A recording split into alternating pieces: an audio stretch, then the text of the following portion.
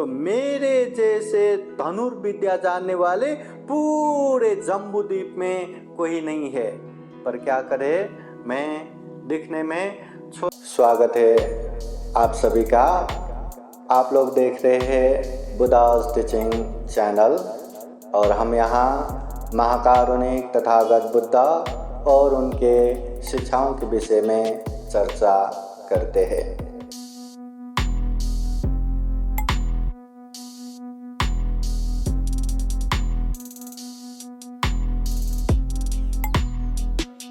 नमो बुद्धाय। स्वागत है आप सभी का। आप लोग देख रहे हैं Buddhas teaching channel. Buddhas teaching channel द्वारा वर्षावास विशेष धम्म देशना अंतर्गत हम हर दिन आप लोगों को सुबह शाम ये धम्म देशना कार्यक्रम प्रस्तुत करते हैं। जहाँ जहाँ ये धम्म का कार्यक्रम होता है, हम वहाँ का ये कार्यक्रम भी वर्षावास धम्म कार्यक्रम अंतर्गत आप लोगों को प्रस्तुत करते हैं। ये वर्षावास बहुत ही महत्वपूर्ण ये समय है, बौद्ध विनय है। खूब सारा पुण्य करना चाहिए, खूब सारा धम्म करना चाहिए। श्रद्धा से दान देने का अभ्यास ये वर्षावास में करते जाइए। श्रद्धा से शील पालन करने का अभ्यास ये वर्षावास में करते जाइए। श्रद्धा से ध्यान साधना करने का अभ्यास ये वर्षावास समय में करते जाइए। खूब मंगल होगा, खूब कल्याण होगा। देखते ही देखते वर्षावास का 2 महीना करीब खत्म होने को आया। अब 1 महीना बाकी रह गया, तो देरी मत कीजिए। अगर कर रहे हैं तो खूब और अच्छे से करें, नहीं कर रहे तो कीजिए। अब ज़्यादा समय नहीं है, खूब पुण्य कीजिए, खूब धम्म कीजिए। वर्षावास विशेष धम्म देशना अंतर्गत आज हम ये विशेष जातक कथा लेके आए हैं। आज जो जातक कथा हम सुनने वाले हैं वो जातक कथा का नाम है भीमसेन जातक। तो आइए आज का ये धम्म देशना कार्यक्रम शुरू करते हैं। समन्ता चक्रवालेषु अत्रा गच्छन्तु देवता साधमं मुनिराजस शृण्वन्तु सग्गमोखदं धम्मश्रवणकालो अयं वदन्ता धम्मश्रवणकालो अयं वदन्ता परितधम्मश्रवणकालो अयं वदन्ता।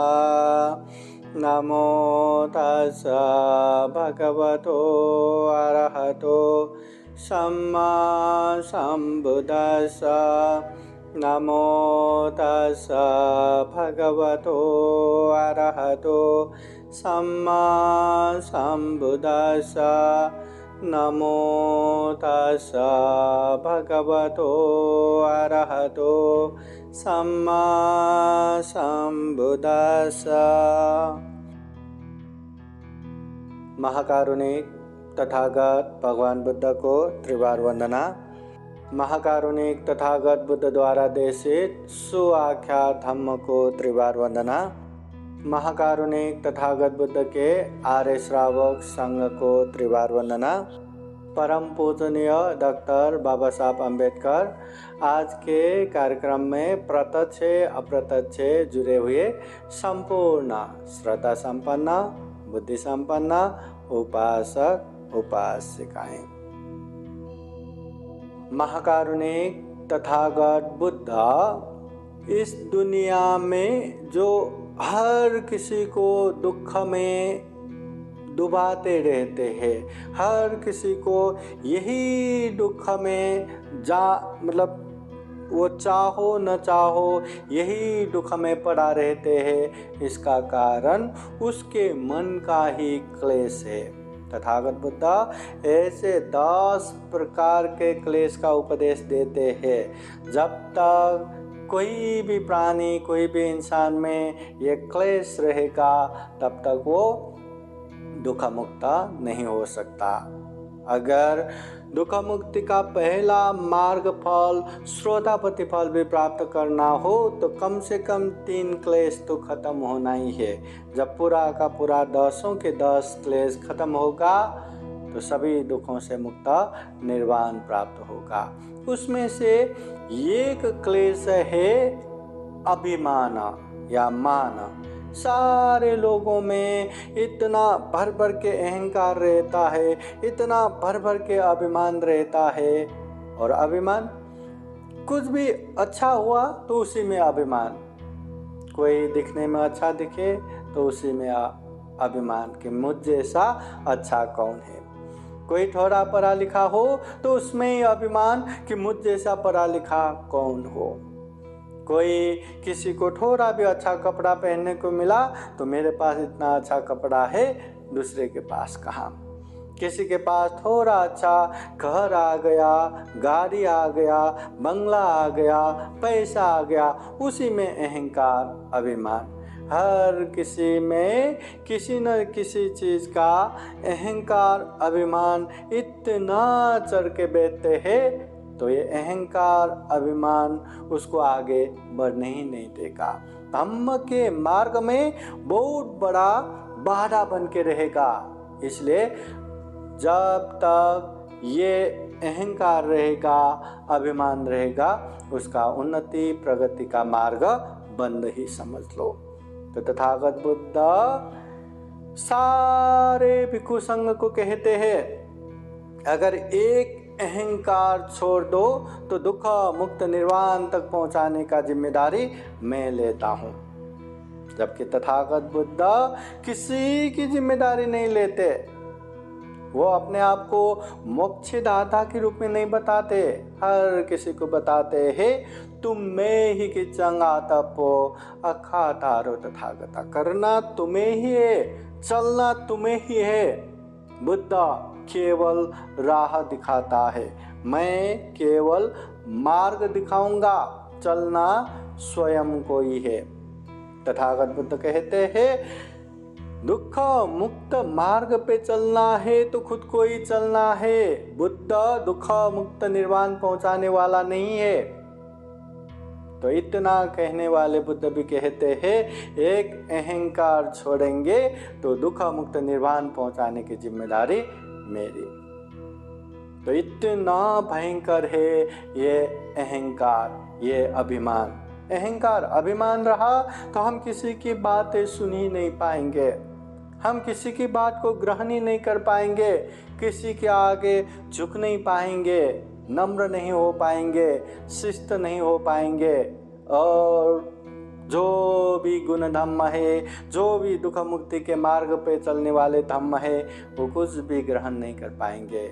इसलिए अहंकार बहुत ही भयंकर है। जब तक हम में अहंकार रहेगा, समझ लेना आगे का रास्ता बंद है। इसलिए बार बार अपने आप को परिचय करते रहना है कि ये अहंकार हम में है कि नहीं। अगर है तो उसको कैसे कम किया जाए, कैसे उसको शांत किया जाए या समन किया जाए, हमेशा याद रखना है। हर किसी में थोड़ा बहुत अहंकार रहता है, मगर अहंकार हमारे उन्नति प्रगति का बहुत बड़ा बाधक है, ये समझना है। आज हम अहंकार की बात कर रहे हैं, अभिमान की बात कर रहे हैं। तो अहंकार अभिमान से संबंधित एक जातक कथा है, भीमसेन जातक। आज हम जातक कथाओं के धम्म देशना अंतर्गत यही भीमसेन जातक सुनने वाले हैं।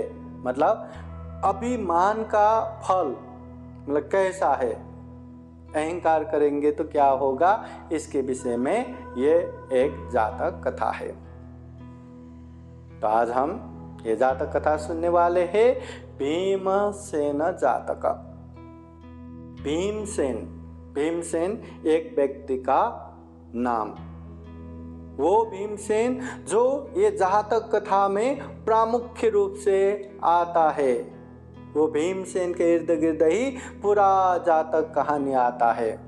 और वो भीमसेन मतलब सूरवीर का नाटक करने से लेके लड़ाई में जाने से लेके हर चीज़ का एक अच्छा खासा कहानी ये भीमसेन जातक में आते हैं।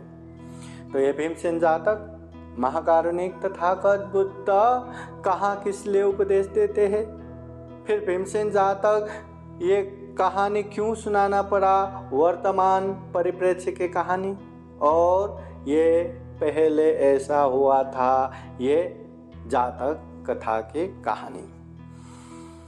तो भीमसेन जातक महाकारुणिक तथागत बुद्ध कहाँ किसके लिए उपदेश देते हैं। जब तथागत बुद्ध श्रावस्ती के जेतवन बुद्ध विहार में रह रहे थे तो वहाँ भिक्षुओं में चर्चा हो रहा था। तो वही चर्चा के क्रम में तथागत बुद्ध एक आत्म प्रशंसक, एक अभिमानी भिक्षु की वजह से ये उपदेश देते हैं। अभी वर्तमान परिप्रेक्ष्य कैसा है। एक भिक्षु था जो हमेशा अहंकार में रहते हैं, हमेशा खुद के ही प्रशंसा में लगे रहते हैं।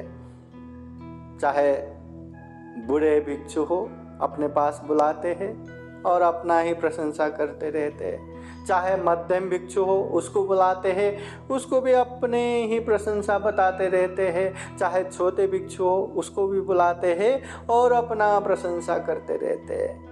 कहते हैं अरे यहाँ हमारे समान कौन है, हमारे सदृश कौन है, हमारा जाति देखो, हम इतने बड़े जाति के, हमारे जैसे जाति के कौन है, हमारा गोत्र देखो, हमारा इतना बड़ा गोत्र, हमारे जैसे कौन है यहाँ, हम महाक्षत्रिय में आते हैं, हमारा कुल देखो, हमारा प्रदेश देखो, इतना अच्छा, इतना बढ़िया, हमारे जैसे तो यहाँ कौन है, हमारे समान भी, हमारे सदृश भी यहाँ कोई नहीं है। और इतना ही क्या, हमारे जगह पे सोने चांदी इतना इतना रहता है जिसका गिनती भी नहीं होता, मतलब अनगिनत सोने चांदी है हमारे ये खुला प्रदेश में। हमारे धन दौलत, हमारे जाति गोत्र ये तो छोड़ ही दो, हमारे घर में काम करने वाले जो नौकर चाकर है, वो नौकर चाकर भी एक बढ़िया सा खाना खाते हैं, बढ़िया सा, मतलब एक काशी में बना हुआ वस्त्र पहनते हैं, काशी से लाया हुआ चंदन का लेप लगाते हैं, इतना बढ़िया जिंदगी जीते हैं। हमारे जैसे यहाँ कौन है, पर क्या करे, अब प्रवजित बना हूँ, भिक्षु बना हूँ, इसलिए ये रुखा सूखा जो भी मिला वो खाना पड़ता है, ये रुखा सूखा जैसे भी मिला ये कपड़े चीबर पहनना पड़ता है, नहीं तो हमारे जाति, हमारे गोत्र, हमारे कुल, हमारे प्रदेश, हमारे मतलब ये धन संपत्ति, अरे इसके समान तो कौन है। ऐसा हमेशा अपना ही प्रशंसा करते रहते, अपना ही, हम ऐसा, हम वैसा, हमारे पास इतना, हमारे पास उतना, हाँ हमारे नौकर भी इतना अच्छा अच्छा खाना खाते हैं, इतने अच्छे अच्छे कपड़े पहनते हैं, इतने अच्छे से जीते हैं। अभी ये प्रवचित हुआ हूँ इसलिए ये रुखा सूखा खाना पड़ रहा है, इसलिए ये रुखा सूखा कपड़े पहनना पड़ रहा है, नहीं तो ऐसा वैसा सबको बताते। जो जो सामने आए, सामने भी नहीं आए, बुला बुला के वृद्ध भिक्षु को भी सुनाते हैं, हाँ मध्यम भिक्षु को भी सुनाते हैं, तरुण भिक्षु को भी सुनाते, छोटे भिक्षु को भी सुनाते, ऐसे ही आत्म प्रशंसा करते रहते, खुद का प्रशंसा करते रहते। अभी एक बार नहीं, दो बार नहीं, उसका तो आदत ही हो गया, हर किसी को वही बताते रहना। फिर ऐसे एक भिक्षु भी आया कि ये भिक्षु के आत्म प्रशंसा सुन सुन के पक गया। कितना आत्म प्रशंसा, क्या सही में ये ऐसा है क्या? गया वो भिक्षु, उनके गांव में ही गया, उनके प्रदेश में ही गया, क्या सही में ऐसा है क्या? तो वहाँ जाके देखते हैं तो इतना कुछ भी नहीं, पर अपने आप को इतना बड़ा चढ़ा के, इतना प्रशंसा, इतना ये वो करके बैठते हैं। तो भिक्षु वहाँ जाके पूरा परीक्षण करके आया, पूरा जांच करके आया। वो सारा जांच करके आने के बाद फिर वो भिक्षु संघ में आते हैं और भिक्षु संघ को कहते हैं कि ये अमुक भिक्षु हमेशा अपनी जाति का, अपने गोत्र का अभिमान करते रहते हैं, हमेशा हम महाक्षत्रिय से आए हैं कहते रहते हैं, हमेशा हम ऐसे कुल प्रदेश से आए जहाँ सोना चांदी अनगिनत है कहते रहते हैं। हमारे नौकर चाकर भी इतना अच्छा खाना खाते, काशी से लाया वस्त्र पहनते, काशी से लाया हुआ चंदन का लेपन करते हैं, ऐसा ऐसा कहते रहते हैं। वास्तव में ऐसा तो कुछ भी नहीं। अभी वो भिक्षु को उसकी सेखी मतलब झाड़ना पड़ेगा, उसको अभी सिखाना पड़ेगा अच्छा खासा पाठ। ऐसा भिक्षु संघ में बात होते।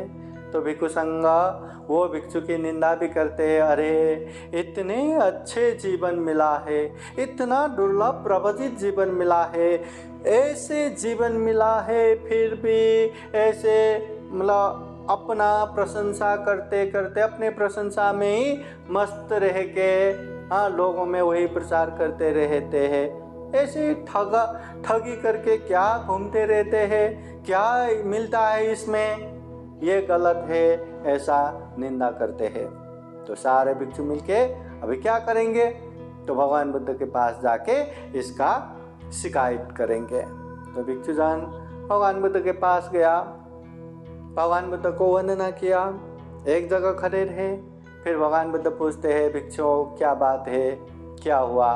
तो भिक्षु जन कहते हैं, भगवान अमुक अमुक एक भिक्षु खुद का इतना आत्म प्रशंसा करते हैं, इतना अभिमान करते रहते हैं, अपने जात गोत्र ऐसा वैसा सबको सुनाते रहते हैं। हमारे पास अनगिनत धन सोने चांदी बहुत है सुनाते रहते, हम महाक्षत्रिय कुल से आए ऐसे भी सुनाते रहते, हमारे नौकर चाकर भी ऐसे वैसे करके सुना के सबको बताते रहते हैं। वास्तव में ऐसा कुछ भी नहीं है, वो ऐसे प्रवचित जीवन मिला है, फिर भी ऐसे थकता हुआ घूमते रहते हैं। हम इसी बात को लेके आपके पास आए। तो भगवान बुद्ध वो भिक्षु की निंदा करते हैं कि भिक्षु जीवन में ऐसा करना सही नहीं है, ये गलत है। फिर तथागत बुद्ध उसी समय में ये भी कहते हैं कि भिक्षुओं, ये जो आत्म प्रशंसक भिक्षु, ये जो अभिमानी भिक्षु अभी नहीं, अभी जात को लेके, गोत्र को लेके, मैं महाक्षत्रिय हूँ करके, या हमारे पास अनगिनत सोने चांदी है, हमारा कुल प्रदेश इतना अच्छा है, हमारे नौकर चाकर भी इतना अच्छा खाते हैं पीते हैं करके अभी नहीं, ऐसे अभिमान अभी नहीं, पहले भी किया था, अभी नहीं पहले भी ऐसे करके वो आया है करके तथागत बुद्ध उसके पहले की बात बताते हैं। तो ऐसे बताने पर सारे भिक्षु कहते, भगवान इस समय की बातें तो हमने जान लिया, हमने देख लिया कि वो भिक्षु क्या क्या कर रहे हैं और उसके गांव प्रदेश का हालत क्या है, ये हमने जान लिया, मगर जो आप बता रहे ये पहले भी वो वैसा ही करके आए हैं, वो बातें हमें पता नहीं। भगवान अच्छा होता कि आप हमें वो बातें बताए। तो भगवान बुद्ध को ऐसे प्रार्थना करने पर तथागत बुद्ध ठीक है सुनाता हूँ, ध्यान से सुनो कहते हुए ये भीमसेन जातक तथागत बुद्ध बताते हैं। तो ये महाकारुणिक तथागत बुद्ध एक आत्म प्रशंसक अभिमानी भिक्षु की वजह से ये भीमसेन जातक श्रावस्ती के जैतवन बुद्ध विहार में रहते हुए भिक्षु संघ को उद्देश्य करते हुए बताते हैं। अभी ये भीमसेन जातक कहानी शुरू होता है पहले बहुत पहले वाराणसी देश में ब्रह्मदत्त राजा राज्य कर रहे थे।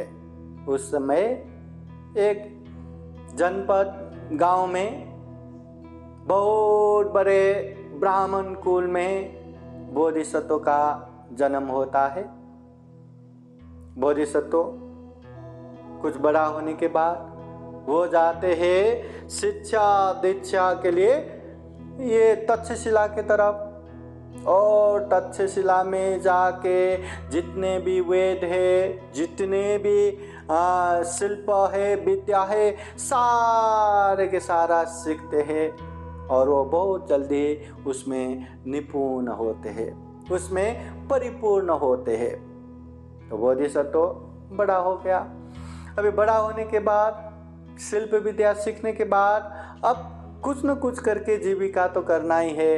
अब क्या करे, इतना बड़ा शास्त्र का ज्ञान ले लिया, शिल्प विद्या सीख लिया और वो अपने आप में एक तरह से वो एक प्रसिद्ध भी हो गया एक पंडित के नाम से।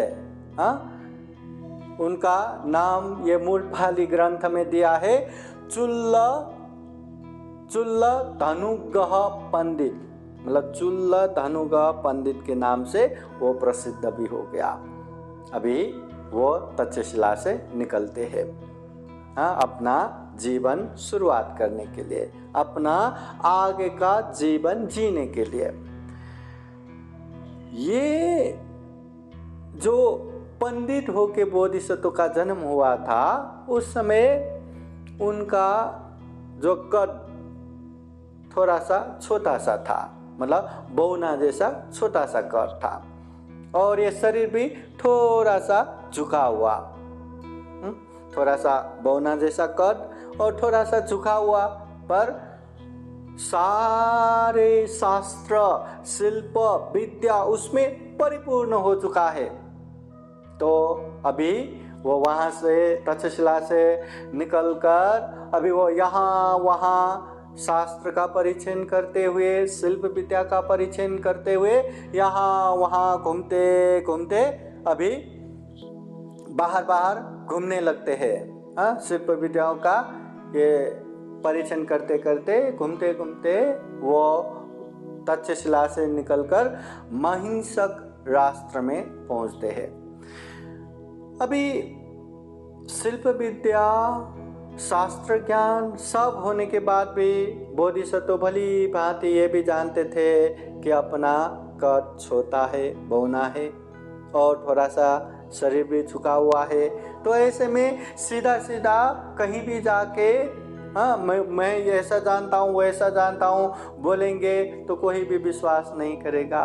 अगर विश्वास नहीं करेगा तो मुझे काम पे भी नहीं रखेगा और कमाई भी नहीं होगा, आगे की जीविका के लिए भी कठिन हो जाएगा। तो उसने सोचा तो ऐसा करता हूँ, कोई अच्छा खासा एक कोई इंसान को अपने साथ रखता हूँ, वो उसको एक पार्टनर जैसा रखता हूँ, वो काम मांगेगा और उसका सारा काम मैं करके दूंगा। तो उसके लिए अभी ऐसा कौन एक लड़का है, कौन साथ देगा, ऐसे यहाँ वहाँ ढूंढने लगा। ढूंढते ढूंढते एक जगह पहुँचा जहाँ सारे लोग जुलाहे का काम करते थे, मतलब सभी लोग कपड़े बुनने की काम करते थे। ऐसे घूमते घूमते बोधिसत्व का नजर एक कपड़े बुनते हुए लड़के के तरफ गया। वो लड़का दिखने में इतना कद कादा, अच्छा खासा, एकदम मजबूत, एकदम अच्छा खासा दिखने वाला, पर कपड़ा बुन रहा था। तो बोधिसत्व उनके पास जाके कुशल क्षेम बातचीत करते हैं, कैसे है? हाँ ठीक हूँ। आपका नाम क्या है? वो लड़का कहते हैं मेरा नाम भीमसेन है। तो बोधिसत्व कहते हैं आप इतना अच्छा खासा ये हट्टा कट्टा हो, नौजवान हो, फिर भी ऐसे सामान्य सा कपड़ा बुन के बैठे हो, क्यों ऐसा कर रहे हो? तो वो कहते हैं क्या करे, जीने के लिए कुछ न कुछ तो करना ही पड़ेगा। अभी यहाँ कुछ और काम नहीं है तो यही काम कर रहा हूँ। तो बोधिसत्व ने सोचा अगर यही भीमसेन मेरे साथ रहा तो मेरा काम बन जाएगा। तो वो बोधिसत्व भीमसेन को कहते हैं, देखिए मैं हर तरह के शास्त्र जानता हूँ, हर तरह के शिल्प विद्या जानता हूँ। देखा जाए तो मेरे जैसे धनुर्विद्या जानने वाले पूरे जम्बूद्वीप में कोई नहीं है। पर क्या करे, मैं दिखने में छोटा हूँ, बौना हूँ और ऐसे टेढ़ा हूँ, तो मुझे कोई भी विश्वास नहीं करेगा। कोई भी मैं ऐसा शूरवीर हूँ कोई मतलब मानेगा ही नहीं। तो इस हिसाब से मुझे काम भी नहीं मिलेगा। इसलिए अगर तुम मेरा साथ दो तो हम दोनों मिलके खूब काम कर सकते हैं। हम दोनों मिलके राजा के पास जा सकते हैं, बड़े बड़े काम हाथ में ले सकते हैं। तुम अपने शरीर दिखा के काम ले लो, बाकी का काम मैं कर देता, पूरा मैं कर देता। इस तरह हम दोनों अच्छा खासा जीवन जी लेंगे। मैं तुम्हारे वोट लेके पूरा काम कर देता और दोनों मिलके अच्छा खासा जीवन जिएंगे। तो ऐसा कहने पर पहले तो वो भीमसेन जो कपड़ा बुनने वाले, वो भीमसेन उसको क्या इसका विश्वास करना चाहिए क्या ये बातें सही में कर रहे क्या? फिर बाद में देखा, हाँ इसमें सही में ये टैलेंट है, सही में उसमें ये सारे खूबियाँ है। अगर मैं इसके साथ रहूं तो मेरा जीवन भी अच्छा खासा हो जाएगा, है ना। इतना अच्छा खासा शरीर होने के बाद भी कपड़े ही बुन रहे, ठीक है। अभी उनके साथ ही चलने के लिए तैयार हो गया, ठीक है। अगर आप कहते हैं तो मैं आपके साथ रह के काम करने के लिए तैयार हूँ। तो बोधिसत्व कहते हैं ठीक है, तो आज से हम दोनों मिल के काम करेंगे। चलो करके उसको लेके गया और महिंसक राष्ट्र से बोधिसत्व उसको लेके अभी गया वाराणसी नगर में। वाराणसी नगर में जाके वाराणसी नरेश के पास, राजा के पास काम मांगेंगे करके वो लोग गए। जाते जाते अभी वाराणसी नगर भी पहुंचा। तो राजा के सेवा में राजा को मिलने के लिए वो गए दोनों, और दोनों जाके वो द्वारपाल को विनती करने लगे कि हम राजा को मिलना चाहते हैं, हम राजा की सेवा करना चाहते हैं, हम में ऐसे ऐसे विद्या है, हम में ऐसे ऐसे टैलेंट है करके द्वारपाल को कहते हैं। और द्वारपाल भी ठीक है रुकिए कर कहते हुए राजा के पास जाते हैं और राजा को विनती करते हैं कि आपसे मिलने के लिए कोई तो आया है जो कहते हैं पूरे जम्बूद्वीप में उनके जैसे धनुर्विद्या जानने वाले कोई नहीं है, और ऐसे व्यक्ति आपकी सेवा करना चाहते हैं, वहाँ रुके हुए हैं। तो राजा कहते हैं अगर ऐसा है तो मिलना बनता है, आता हूँ। राजा तैयार होके उनके पास गया। दोनों ने राजा को नमस्कार किया, प्रणाम किया। फिर उसके बाद कहते हैं महाराज हम आपकी सेवा करना चाहते हैं। राजा कहते हैं सेवा करने वालों की कमी मेरे पास नहीं है, बहुत सारे लोग हैं, तुम में क्या ऐसी चीज़ है कि जो हम तुम्हें यहाँ रखों। जैसे बोधिसत्व ने वो भीमसेन को सिखा कर लाया था, तो भीमसेन ने वैसा ही बोला कि मुझ जैसे धनुर्विद्या में मतलब पारंगत पूरे जम्बूद्वीप में नहीं मिलेगा। मुझ में बहुत सारे शल्प विद्या है, मैं सारे शास्त्र जानता हूँ। अगर आप मौका दे तो हम आपकी सेवा करना चाहता हूँ। फिर राजा कहते हैं ठीक है, पर सेवा करने के लिए तुम क्या चाहते हो, तुम्हें क्या चाहिए, कितना चाहिए? तो भीमसेन कहते हैं अगर हमें अर्धमास के 100 मुद्राएं भी देंगे तो हम सेवा में रहने के लिए तैयार है। मतलब आधा महीने के 100 मुद्रा, मतलब 1 महीने के 200 मुद्रा, इतना भी दिया तो हम सेवा करने के लिए तैयार है। राजा कहते हैं ठीक है, पर ये जो तुम्हारे साथ जो रह रहे वो कौन है? तो भीमसेन कहते हैं महाराज ये मेरा छोटा सेवक है, ये भी मेरे साथ ही रहेगा, हम दोनों मिलकर आपकी सेवा करेंगे। तो राजा कहते ठीक है, आज से हमने आप लोगों को सेवा के लिए रख लिया। दोनों को सेवा में रख दिया और आधा मास मतलब आधा महीने के 100 मुद्राएं, हाँ, उस हिसाब से काम पे रख लिया। तो दोनों मिलके राजा की सेवा करने लगा। अभी दोनों का अच्छा खासा कमाई भी हो गया। राजा के पास सीधे राजा के पास काम भी मिल गया, राजा की सेवा में, तो अच्छा खासा जीवन चलने लगा, जीने के लिए आसान होने लगा। ऐसे चलते चलते कुछ समय बाद एक ऐसा मतलब हो जाता है कि बहुत सारे काम राजा का, ये काम आता है, वो काम आता है, ऐसा काम वैसा काम, सारे के सारे काम वो भीमसेन महाराज हम कर देंगे करके एकदम फुर्ती दिखा के एकदम करते हैं, करके वीर सूरवीर होके वो काम लेके आते हैं और बोधिसत्व के पास आते हैं। बोधिसत्व उनका सारा काम कर देते थे। तो इस तरह राजा का शाबाशी, राजा का इनाम ऐसे पाके दोनों आराम से जिंदगी जी रहे थे, एक दूसरे का सहारा हो रहा था। समय बीतते जाते हैं। एक समय ऐसा भी होता है, काशी राष्ट्र के एक वन प्रांत में, ये जंगल के नजदीक, जहां बहुत सारे लोग आते जाते रहते हैं, ऐसे रास्ते पे कहीं से एक व्याघ्र आता है, वाघ आता है, टाइगर।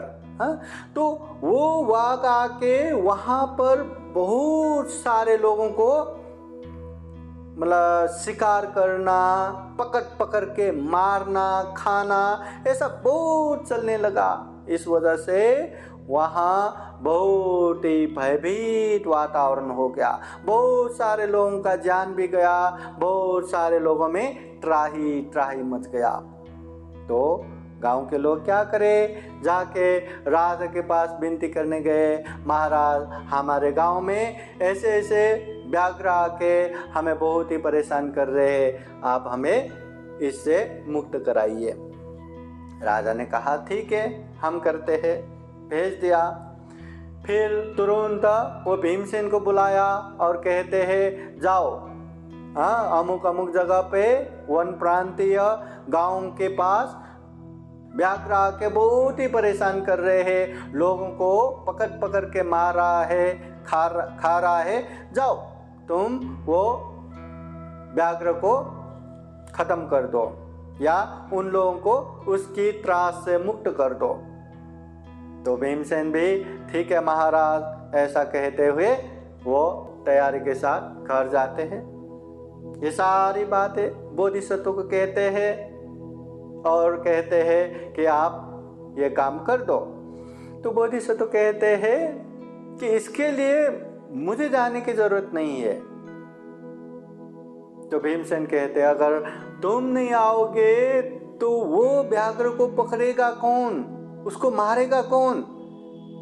तो बोधिसत्व कहते हैं इसके लिए कोई चिंता मत लो, मैं इसका एक उपाय देता हूं। तो ठीक है, वो उपाय बताओ।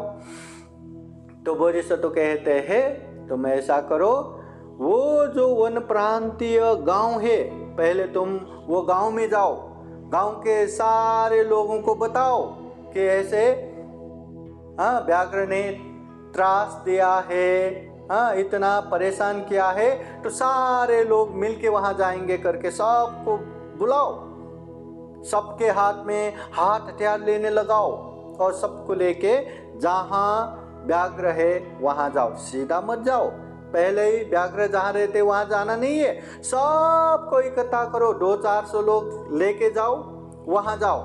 और वहां जाने के बाद जब व्याघ्र उठ के आएगा तुम वहां से हट जाना, कहीं पे जमीन पे पेट के बल ऐसा लेट के बैठा रहो। और इतने में अभी इतने सारे लोग हैं, व्याघ्र आएगा तो हाथ हथियार वाले लोग कोई ना कोई उसको मार ही गिराएगा, कोई ना कोई तो उसको पकड़ ही लेगा।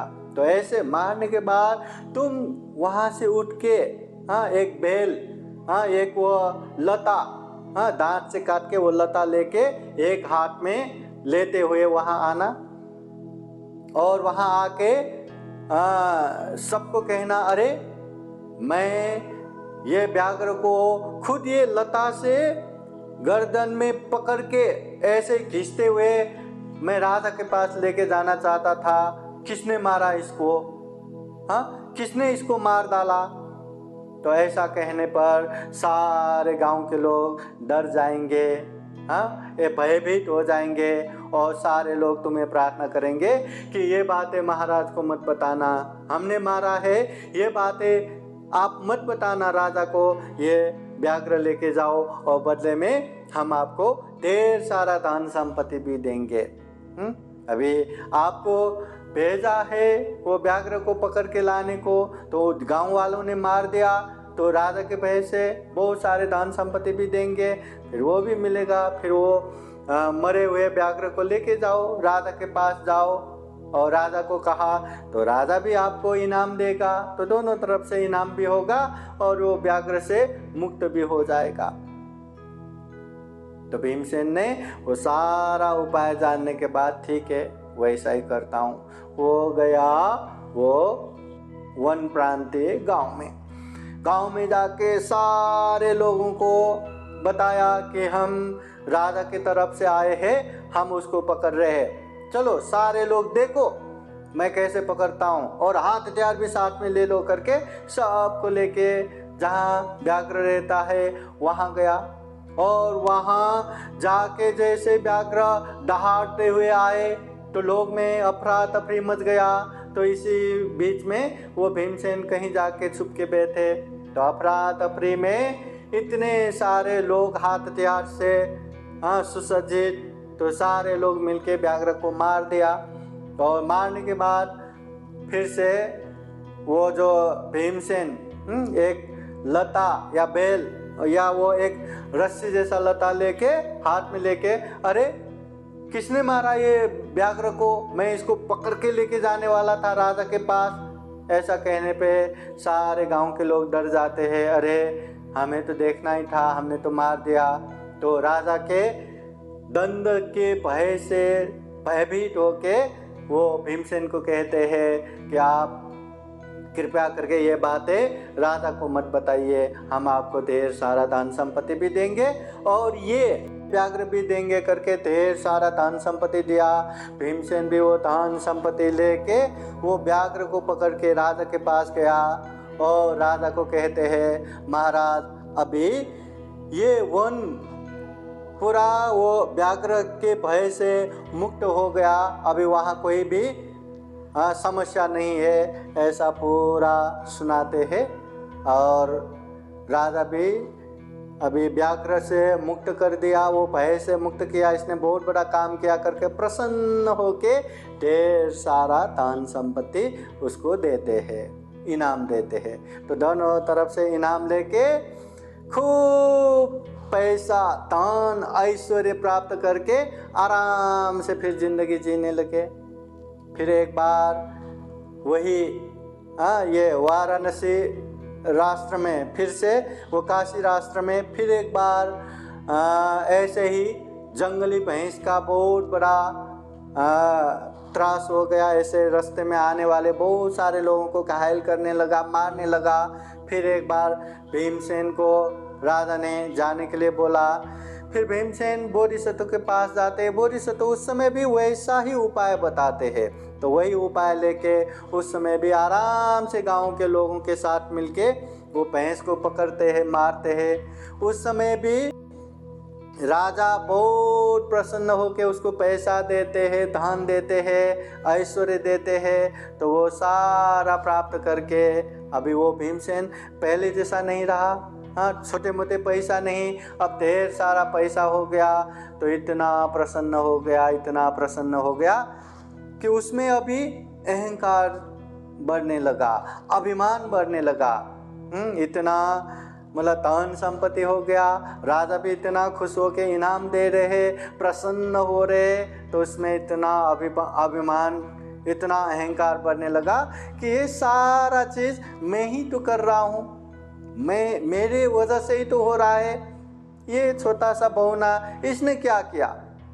ऐसे तो जो बोधिसत्व की बात भी मतलब नहीं मानने लगा, अवज्ञा करने लगा और बार बार उसका अपमान करने लगा, कठोर वाणी बोलने लगा, अरे तू इंसान है क्या, तू भी इंसान है क्या, ऐसे बहुत अपमान भी करने लगा।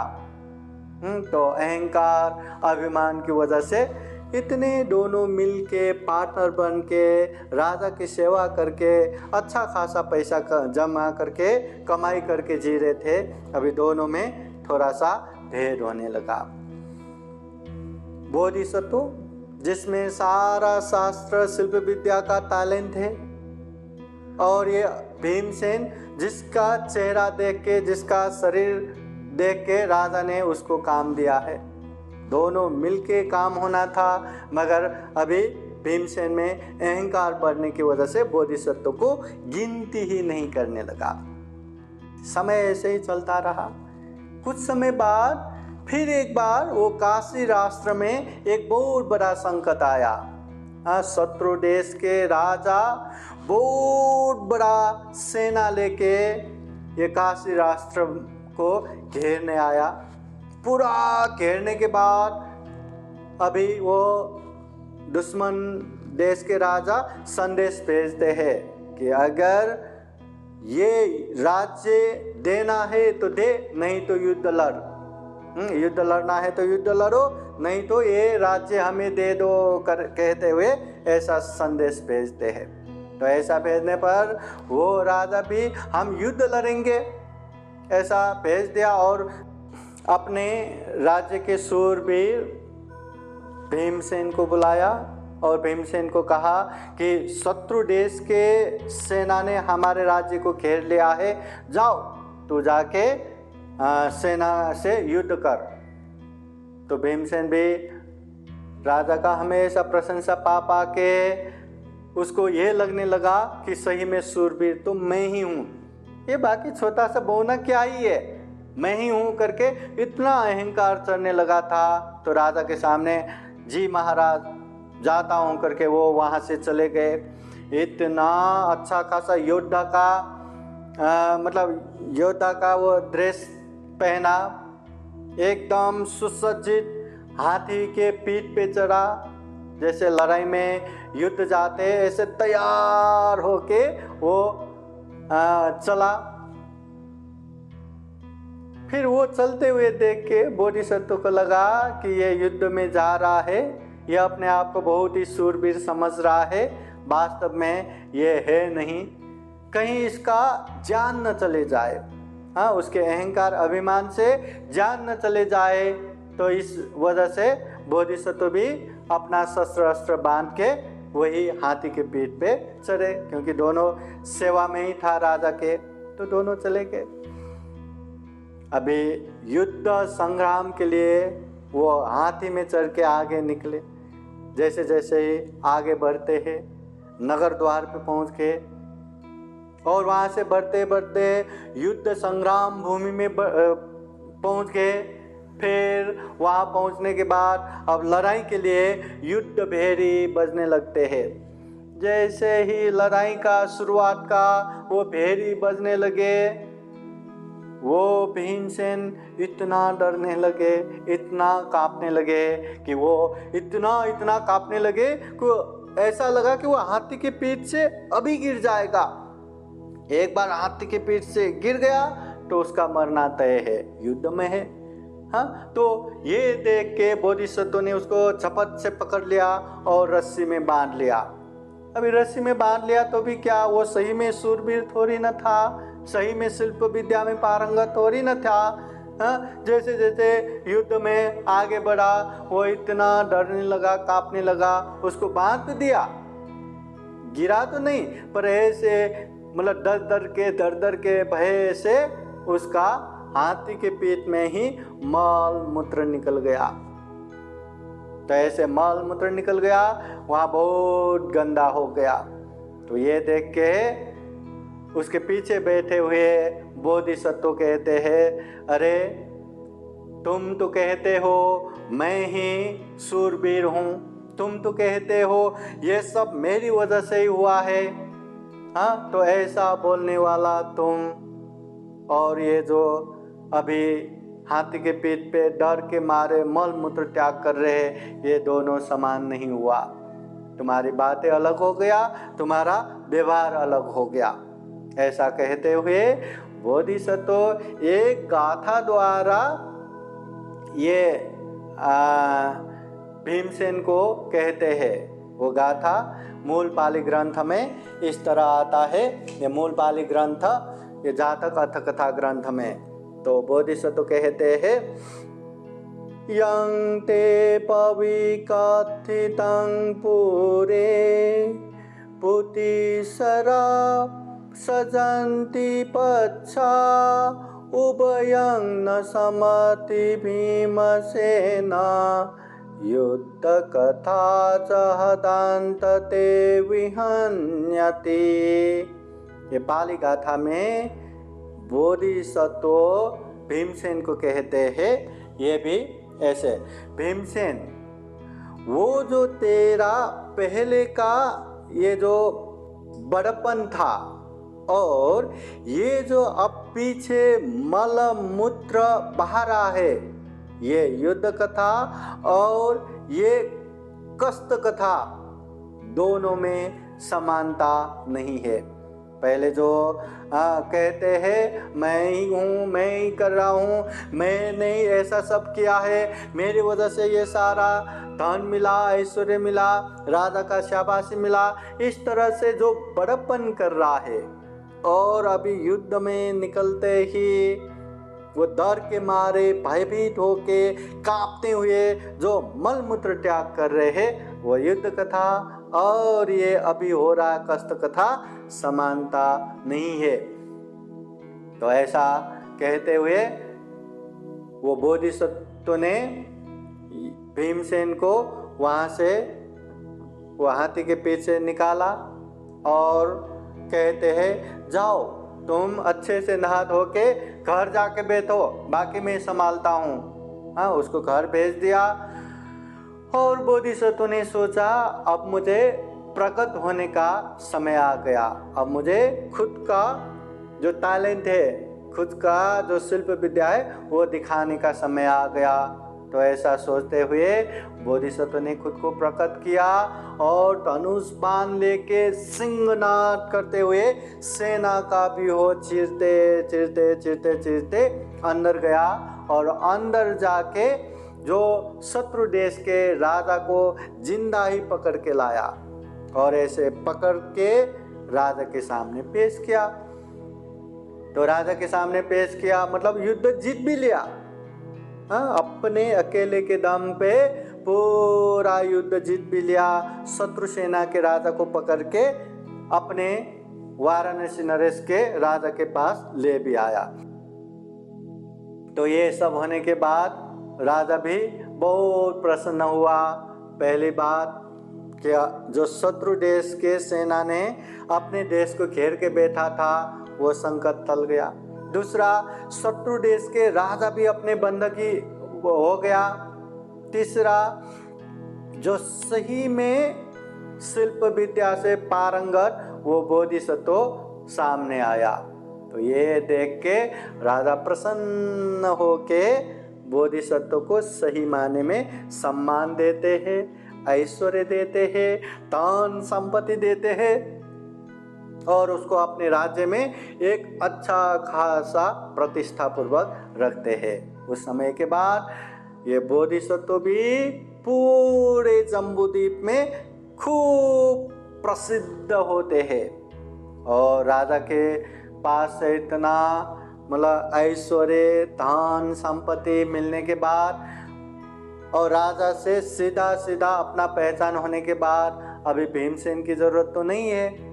तो भीमसेन को भी अच्छा खासा धन संपत्ति देके उसको अपने घर भेजते हैं और बाकी ये बोधिसत्व जितना समय है उतना समय तक राजा का सेवा, देश का सेवा करते हुए, जो अपने पास धन संपत्ति ऐश्वर्य आया उससे खूब दान पुण्य करते हुए आराम से ये जिंदगी जीते हैं। जब तक जिंदगी है जीते हैं, फिर कर्म अनुसार परलोक होते हैं।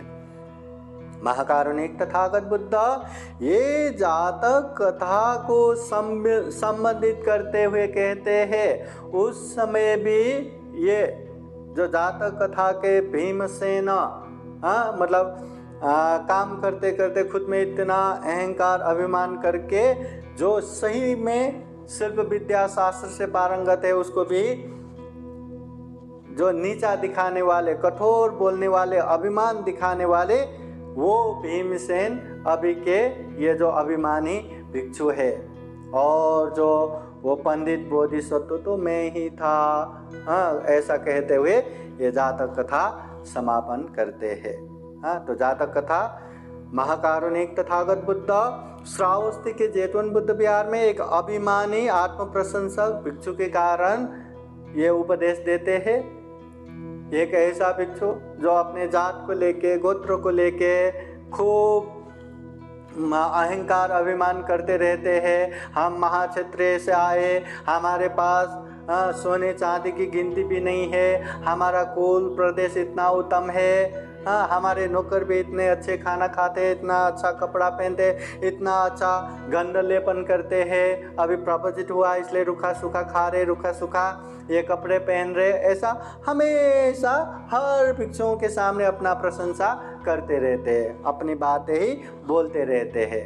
तो एक भिक्षु ने ये सही में ऐसा ही है क्या, उसके घर गांव में जाके सारा परीक्षा करके भिक्षुओं को बोलने आते वो ऐसा कुछ भी नहीं है, फिर भी इतना प्रशंसा कर रहे। अब भगवान बुद्ध को बताएंगे। फिर भगवान बुद्ध उसका निंदा करते हुए पहले भी ऐसा किया था कहते हुए ये भीमसेन जातक कहते हैं। और भीमसेन जातक में जो बोधिसत्व बहुत बड़े ब्राह्मण पुत्र हो के बहुत ही शास्त्र विद्या, शिल्प विद्या सब पारंगत होने के बाद अभी काम के लिए आगे बढ़ते हैं, मगर अपने कद के हिसाब से बहुना, थोड़ा छोटा, थोड़ा झुका हुआ शरीर, इसलिए सीधा सीधा काम नहीं मिलेगा, किसी एक का सहारे लेंगे करके जो कपड़ा बुनने वाला भीमसेन, जो दिखने में बहुत अच्छा खासा हता कथा था, तो उसको पार्टनर बनाते हैं और वाराणसी नरेश के पास, राजा के पास जाके सेवा में, काम में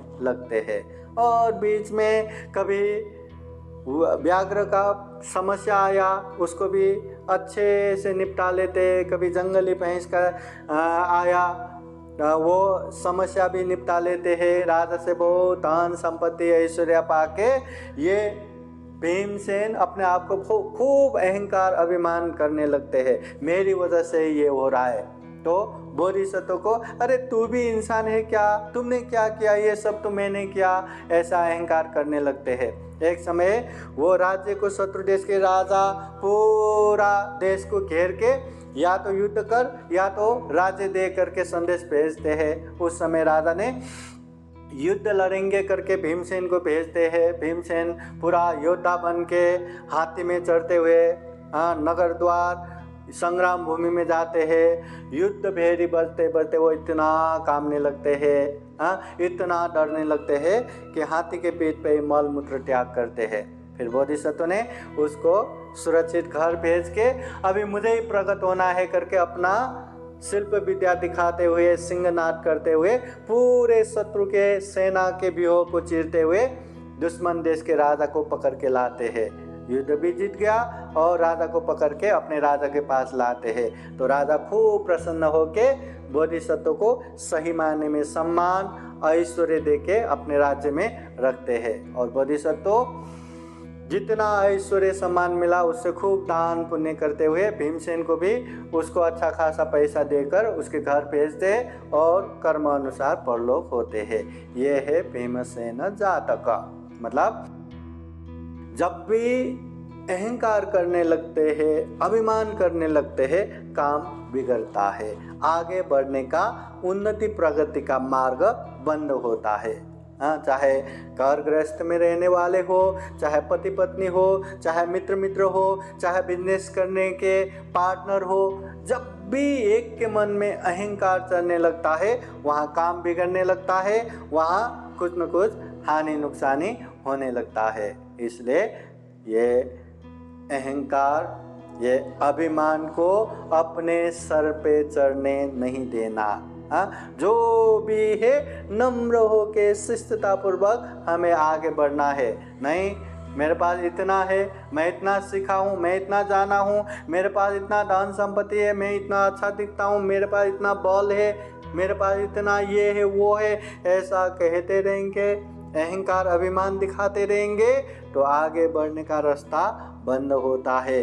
और इस वजह से हम कुछ भी अच्छा नहीं कर पाते। छोटा बना तो हर किसी के दिल में आता है, बड़ा बना तो किसी के दिल में नहीं आता। इसलिए तथागत बुद्ध नम्र होने का उपदेश देते हैं, शिष्ट होने का उपदेश देते हैं।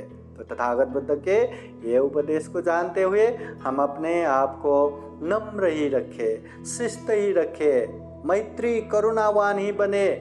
अहंकार अभिमान हमारे सर पे चढ़ने न दे। तो जीवन में खूब सारा पुण्य धर्म करते हुए ये दुर्लभ, यह अमूल्य, ये सर्वश्रेष्ठ मनुष्य जीवन को सफल बनाए, सार्थक बनाए, ऐसे कामना करते हुए आज का ये धम्म देशना यहीं समापन करते हैं। सबका मंगल हो, सबका कल्याण हो। भवतु सबका मंगलम। धम्म देशना के अंत में आप सभी को बुद्धवाणी पाली गाथा द्वारा आशीर्वाद देते हैं। आप सभी के जीवन में बुद्ध का आशीर्वाद रहे, धम्म का आशीर्वाद रहे, संघ का आशीर्वाद रहे। सब्बीतियो विवजान्तु सब्बरोगो विनाशतो माते भवत्वन्तरायो सुखी दीर्घायुको भव। भवतु सर्वमङ्गलं रक्षन्तु सर्वदेवता सर्वबुद्धानुभावेन सदा सोत्थि भवन्तु ते। भवतु सर्वमङ्गलं रक्षन्तु सर्वदेवता सर्वधर्मानुभावेन सदा सोत्थि भवन्तु ते। भवतु सर्वमङ्गलं रक्षन्तु सर्वदेवता सर्वसंगानुभावेन सदा सोत्थि भवन्तु ते। एचितं पाचितं दुह्यं क्षिप्रमेव समीचतो सापे पुरन्तु चित्तसङ्कल्पा छन्दोपन्नरसो यथा। आयु आरोग्य सम्पत्ति सग सम्पत्तिमेव च अतो निब्बान सम्पत्ति इमिनाते समीचतो। साधु साधु साधु। बुद्धं नमामि, धम्मं नमामि, संघं नमामि। सबका मंगल हो, सबका कल्याण हो, सुखी हो, सुखी हो, सुखी हो। साधु साधु साधु। बुद्धं नमामि, बुद्ध को नमन करता हूँ। धम्मं नमामि, धम्म को नमन करता हूँ। संघं नमामि, संघ को नमन करता हूँ।